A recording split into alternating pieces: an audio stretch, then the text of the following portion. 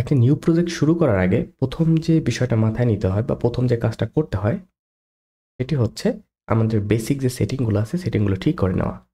তো আমাদের বেসিক সেটিংয়ের ভিতরে যে বিষয়টা পড়ে প্রথমে সেটা হচ্ছে আমাদের ইউনিট দেন কোড এই বিষয়গুলো। তো আমি চলে আসবো এখানে টুলসে প্রথমে ক্লিক করব।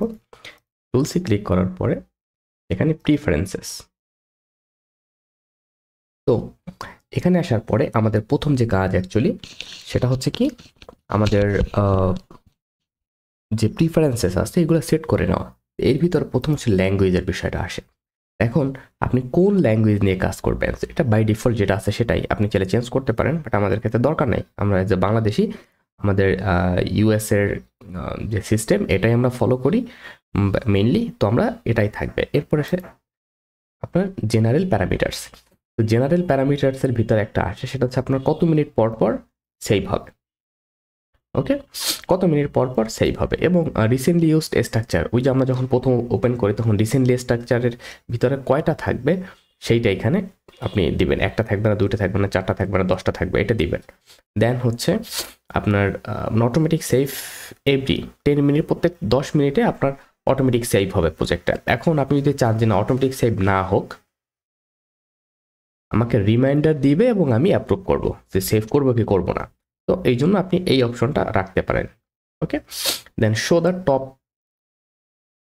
সরি, তখন আপনি এইটা অফ করে দিয়ে এইটা রাখতে পারেন যে প্রতি 10 মিনিট পর পর আপনাকে দিবে ইয়েস অর নো, আপনি কি সেভ করতে চান আর চান না এইটা। দেন হচ্ছে ক্যালকুলেটর ইন এডিট ফাইলস। আপনি কি এডিট যে ফিল্ডটা আছে ওখানে ডবল ক্লিক করলে যখন আপনি যখন একটা জিনিস লিখবেন এরকম যখন ডাটা দিবেন তখন এখানে ডবল ক্লিক করলে একটা ক্যালকুলেটর উঠে আসবে। আপনি কি সেটা চান কি চান না, তো আমরা ওইটা চাই।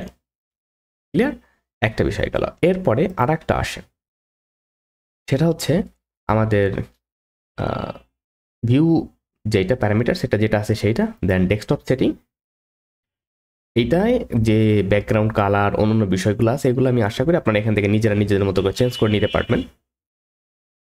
দেন একটা আসে টুলবার অ্যান্ড মেনু, তো এইটাও যেভাবে আছে সেভাবেই থাকবে, নো প্রবলেম। এরপরে আর একটা অপশন আসে সেটা হচ্ছে আপনার প্রিন্ট আউট।